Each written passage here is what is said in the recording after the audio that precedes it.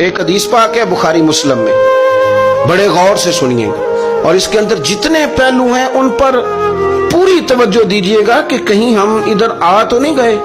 رسول پاک صلی اللہ علیہ وسلم نا ہمارے لیے سب سے بڑے حکیم ہیں، سب سے زیادہ حکمت حضور نے ہمیں بتلائی ہے کہ اس رستے چلو گے تو بچو گے، اس رستے جاؤ گے تو ہلاک ہو جاؤ گے۔ نبی کریم علیہ السلام نے فرمایا، بخاری مسلم میں فرمایا، 7 ہلاک کرنے والی چیزوں سے بچنا، اگر ان میں تم چلے گئے تو ہلاک ہو جاؤ گے۔ 7 چیزیں ہیں جو تمہیں ہلاک کر دیں، برباد ہو جاؤ گے، تباہ ہو جاؤ گے، ہلاکت کا سفر ہے یہ، 7 چیزوں سے بچو۔ یا رسول اللہ صلی اللہ علیہ وسلم وہ کون کون سی؟ تو حضور نے فرمایا، اللہ کے ساتھ شریک نہ کرنا، ہلاک ہو جاؤ گے۔ دوسرا نبی پاک صلی اللہ علیہ وسلم نے فرمایا، جادو نہ کرنا، ہلاک ہو جاؤ گے۔ ہلاک وہ یار جسے حضور فرما رہے ہیں ہلاک ہو جائے گا، وہ بچے گا۔ نبی پاک صلی اللہ علیہ وسلم نے تیسرے نمبر پر فرمایا، جس شخص کے قتل کرنے کو اللہ نے حرام قرار دیا ہے اسے قتل نہ کرنا، ہلاک ہو جاؤ۔ چوتھے نمبر پر رسول پاک علیہ السلام نے فرمایا، سود نہ کبھی بھی کھانا، ہلاک ہو جاؤ گے، ہلاک۔ بڑی بڑی دلیلیں دی بینک والوں نے، بڑا سمجھایا تو عادی صاحب مان گئے، محترم مان گئے، کہنے لگے نہیں جی نہیں، وہ کاروبار میں لگاتے ہیں۔ بڑے بھولے بالے ہیں ہم، پتہ سارا ہے۔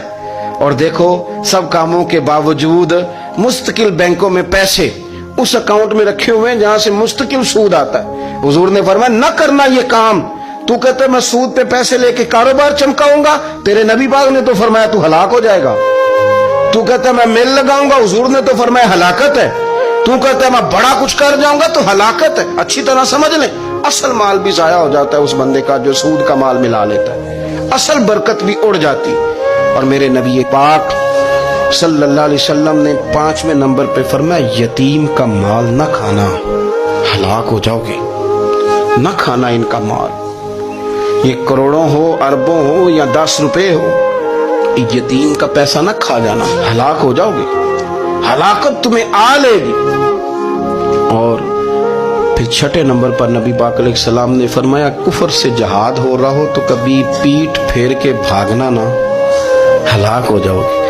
اور 7ویں نمبر پر اللہ کے رسول نے فرمایا، بے قصور اور بے گناہ عورت پر تہمت نہ لگانا، بلا وجہ بہو کے کھاتے نہ کچھ ڈال دینا، بلا وجہ بھابھی اور بیوی اور کسی بھی خاتون پر کوئی الزام بے قصور عورت پر بہتان نہ لگانا۔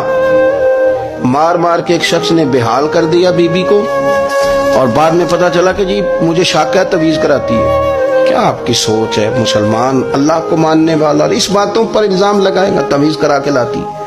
بے قصور عورت پر بہتان، ایک تو بات ہے اسے مارنا اور ایک یہ ہے کہ کوئی تکلیف دینا، اور ایک خالی اتنی بات کی کہ بہتان بھی نہ لگانا، اس پر الزام نہ لگانا، یعنی تم نے صرف بے قصور عورت پر الزام ہی لگایا تو حضور فرماتے ہیں ہلاک ہو جاؤ۔